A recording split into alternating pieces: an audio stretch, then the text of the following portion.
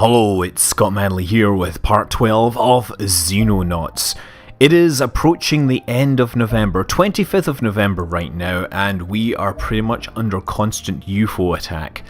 We have heavier ships, but we're also starting to see fighter wings. Now this is an interesting bit of combat because what I did was the Foxtrot was entirely there to provide bait. It was unable to really hit the targets with its avalanche torpedoes, so that was pretty much a pointless attack, the way it threw those torpedoes away. But instead, I let it zip out like this while Condor 1 was able to apply its cannon fire, which the fighters can't actually dodge. Obviously, Condor 2 has put down its targets, so it's coming around, hoping to provide some extra firepower against this.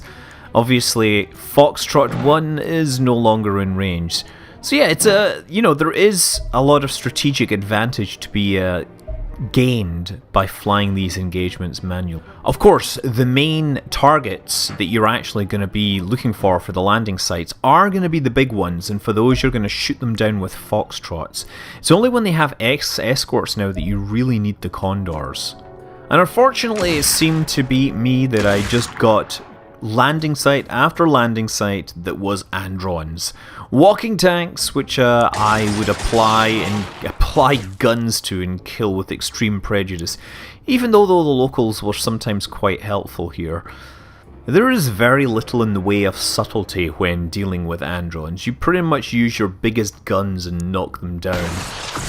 I used the rocket launcher here hoping to do some damage. Instead I missed, and was able to use the machine gun on the tank to actually try and hit it, but yeah, the hardware next to it was blocking it, the giant hose pipe. Yep, that Andron was really soaking up the damage. Meanwhile, one of his friends was sneaking in the back door and getting grenaded by Victor Duda and his friend. And when a grenade doesn't do it, Victor finishes the target off with a pistol shot to the head. Despite seeing this Andron survive machine guns and rocket launchers, this local runs up and shotguns them. Thankfully, the hunter is still there to make sure he doesn't pay the price for his own bravery. Annoyingly, the UFO's front door isn't wide enough for a vehicle to enter, so we pretty much have to open the door, let them shoot at the targets inside. It's pretty effective, but it relies on the targets showing their faces. But eventually our assault teams have to go inside, including Victor, who opens one door too many. Mostly because I fat-fingered, I meant to send somebody else there. So he's stuck, and I put him next to the door, turn him around and hope that the shield will protect him for long enough that I can bring in some support teams to make sure that if anything does come through the door, that it will face a barrage of firepower capable of putting it down for good. Unfortunately, it was not to be. Victor Duda, entry denied. Henry Wilson does know where the keys to the weapons locker are, and he doesn't waste any time getting up close and making sure that the Andron pays for its insolence. It's 28th of November, the last assault has died down, and, well, business is as usual. The Earth is spinning. The aliens are not apparently working to change the rotation of the Earth, thankfully. Oh hey, alien officer interrogation. The average alien soldier is just an empty shell possessing instinctive knowledge of the craft of war, but little higher brain function.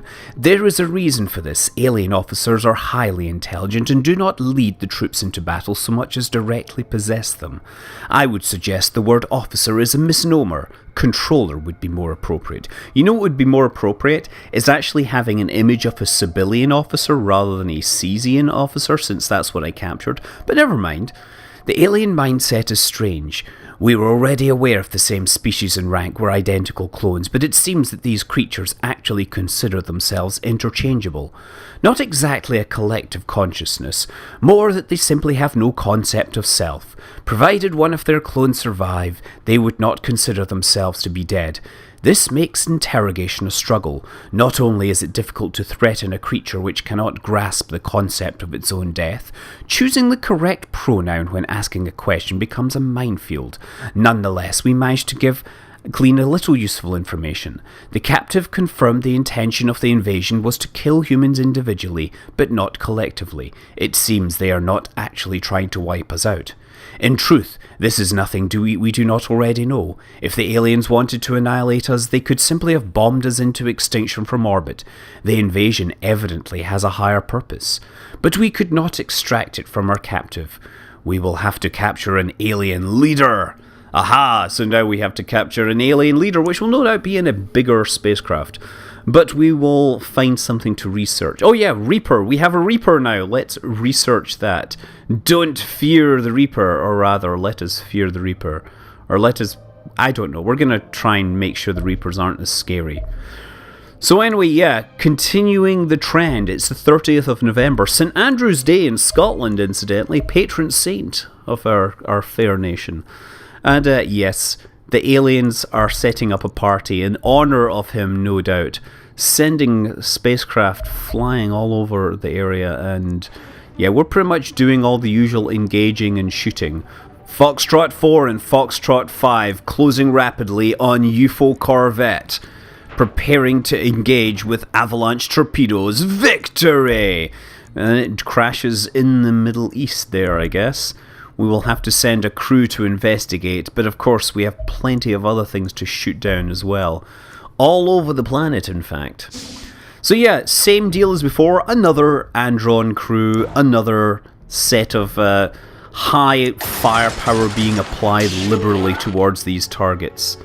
I could probably shoot more of them if that darn door weren't in the way. Aha! Yes, I have a plan here. Excuse me, driver, can you move a little to the left? Catalin, I'd like you to do your stuff. With the big explosive styly there. Okay, that the one, 39 time units? Is there... We can't actually hit anything else. And actually you can't even hit that door, but nevertheless the door get blown up. Now it's time to send some withering firepower down that corridor. I said withering! But nice that you hit him nevertheless. Wait, Carol Wilson and Henry Wilson, I wonder if they're siblings. Anyway, even after clearing out that UFO, we still have targets to take down. Foxtrots all over the map. Another target in Pakistan, I believe this time. Once again, more Androns and more Hunter Scout car delivering machine gun fire everywhere. Of course, I'm basically skipping over all of these battles because I don't think you actually want to watch all of these in detail. It's much more interesting to look at the actual story of the tech tree. Let the story unfold, so to speak. Nobody of consequence has died other than Victor Duda. Oh, and the aliens. But of course the aliens die all the time. And it's almost December. Watch the time just tick over very quickly. There we go, midnight. We have a Funding Council report. The Council of Funding has evaluated your monthly performance, and North America, Australasia, and South Africa are not so happy with my performance. I'm doing a pretty good job, I thought, over North America, but anyway, net funding grow here, despite the man still pointing his finger at me. Yes, the finger you may point, but the funding it still comes. Couple of days after the good news from the council, we are back to UFO swatting. Foxtrots in the air everywhere. Our foxtrots will blot out the sun, at least once we build enough of them. So yeah, this is a kind of interesting one. Even though the foxtrot is off doing other things, I can still send condors and use them to take down the escorts so that when the foxtrots actually arrive, they won't have to deal with the escorts. Oh dear, not so good here, but nevertheless, the crew gets in, does a bit of damage, cleans off the escort, and then bugs out. Get some alien alloys for that as well. Anyway, moving on, we get to deal with some civilians this time, and of course we can use the scenery to be extra destructive. Brilliant. I quite enjoy those meaty explosions, and by meaty I mean chunks of civilian meat flying everywhere. Meanwhile, of course, to make your typical gas tank explode, you would actually have to use incendiary ammo. I'm presuming they carry around such things because, you know what? They're experts at dealing with UFOs. They should have every technology available to them, at their disposal even. David Stoppel is one of my shield guys in training. He comes around and there's another one of those civilians there. They're just everywhere. They're like multiplying like anything. So yeah, of course, the way we choose to deal with these is more of the same. We find that Heike Meyer is there, can use a burst to attack this tank and ensure that the alien gets obliterated. We are not doing this subtly in any way.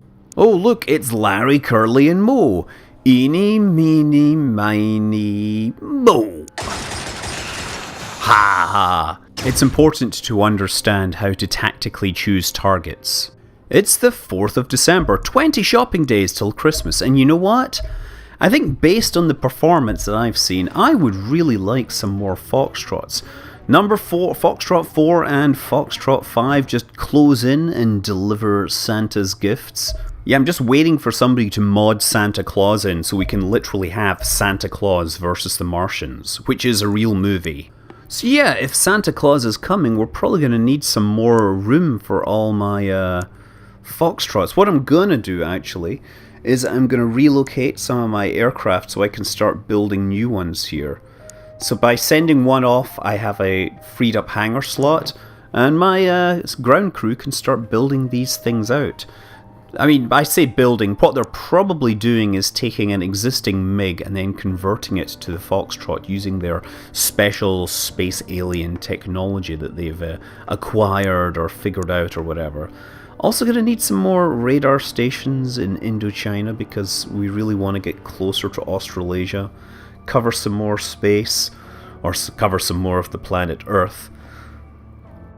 At some point I'm probably going to have to figure out about where I put some new bases because we really don't have coverage over like Alaska and Siberia, and obviously the south of everything is just terrible. We're horrifically biased towards the northern hemisphere if you ask me. We'd probably build some hangars too. Yes, I'm sure you can see that I'm cutting out a lot of stuff here because there's a lot of exposition being that I'm trying to get to, let's say. So yes, by Christmas everyone will have more hangar space. But it's not for the Christmas party, unless your Christmas party involves flying a fighter jet and shooting down UFOs. I don't know if you noticed it, but also the scientist starts gaining more like gadgets and stuff. He now has like Google Glass because he's developed the tech. Oh, Reaper analysis. I consider it prudent to preserve our captive alien specimens in case further analysis is required. The Reaper was an exception. I had it incinerated the moment we concluded our studies on it. The thought of a creature such as this breaking loose in our cramped underground facility is the stuff of nightmares. In any case, it hardly made a good captive. It was extremely aggressive and clearly had no more than animal-level intellect. Simply walking past the holding tank would see the creature flinging itself at the glass walls in violent frenzy, a flurry of scything blades and stabbing talons. This was particularly irritating given that the fiends in engineering installed our new coffee machine only a few feet from the beast, ensuring the glorious silence of our labs was regularly punctuated by screams and the noise of shattering crockery. Nevertheless, our work was useful. It confirmed our initial suspicions that Reapers are highly mobile, have excellent sensory awareness. We also discovered a number of weak points in the otherwise durable chitin shell of the creature. These have been summarized and issued to the troops, boosting damage and inflicted by roughly 10%. We were able to observe the horrific Reaper reproductive process firsthand by introducing cattle into the holding tank. It appears the victim is doomed the moment that it is speared and injected with the larvae, turning them into a bloated mass of flesh, aptly referred to as a zombie by your men. Yes, well, we don't need to deal with that. Go to research. We are going to start developing, what should we do? Armor or weapons? Let's develop weapons, laser weaponry, so we can fight with the light side. Moving on, we have another wave of aliens and another downed UFO. And finally, we are going to get to see some decent fighting. So we're, of course, deploying to scout the area as quickly as possible, sending troops in every direction to make sure we can see things. And Sophie catches sight of the first civilian. As soon as we see the civilians, we know what we're dealing with. Unfortunately, this one is quite a distance away and is behind a fence. So the chances of hitting and doing enough damage is pretty terrible. The Reapers regenerate as well, remember? Unfortunately, that civilian's position means that he can shoot pretty much right into the back of my aircraft, which is not going to be good, so I'm moving everyone out into cover. And now, of course, the hostiles get to run around and do their thing. It appears they're coming out of the damn walls! Okay, Lewis Mitchell, you are completely unable to hit from that angle. Okay, who else is we have Mia. Maybe you want to step around the corner and shoot it in the head. You know the drill. Shot, head, headshot. Brilliant! Mia, you are always my favourite. And get yourself back in cover for now. Okay, so who else do we have? Kotori Yasuda. Oh, and there's a hostile over there. Wait, is that upstairs? That does look like... No, that's downstairs. It's very hard to tell. The multi-level nature of the maps isn't well reflected. Okay, well, we're going to go around this way because otherwise I want to make I don't want to step across there and find out that there's a hostile.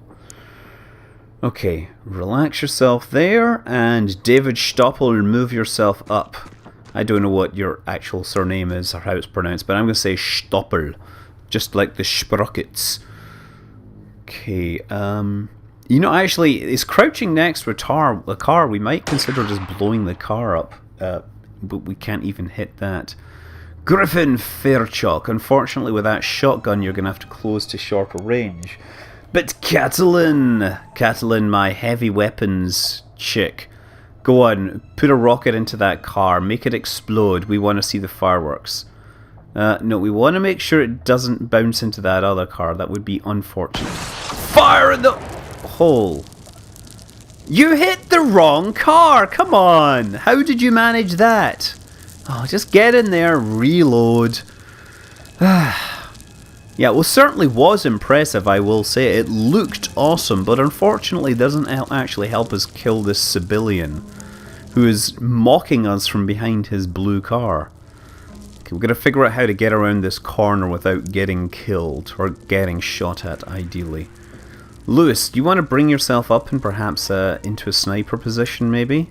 That would be nice. Oh, wait a second. There is another hostile you can see. Oh! There's one hiding between those cars. Lewis, can you shoot this turret? Actually, you got a sniper. I'm wondering... Maybe we should just try shooting from this range. That's a pretty good chance to hit. Hold on, get self down. 95% chance for an aimed shot. 63%, 90... Yeah. Let's just go for the guaranteed hit. Excellent. Of course, that thing probably regenerates faster than I can shoot it with a sniper rifle. Yeah, you know, you can just hang there for now. I don't know if the civilian can hit you reliably from that range. Griffin, you can't really go anywhere. Kotori Ashuda, I am going to leave you exactly where you are because I need you to shotgun anything that comes around that corner, and I don't want you to waste your AP. Lewis, you can't really go anywhere without possibly exposing yourself to fire from that other dude, so just stay there. Kotori, yeah, if you move then you won't have enough action points for that snapshot. Okay, well, time to end turn and see what happens. Oh my god, it's a Reaper! No! No, she got the reaction fire but missed! No! Go, Kotori! No!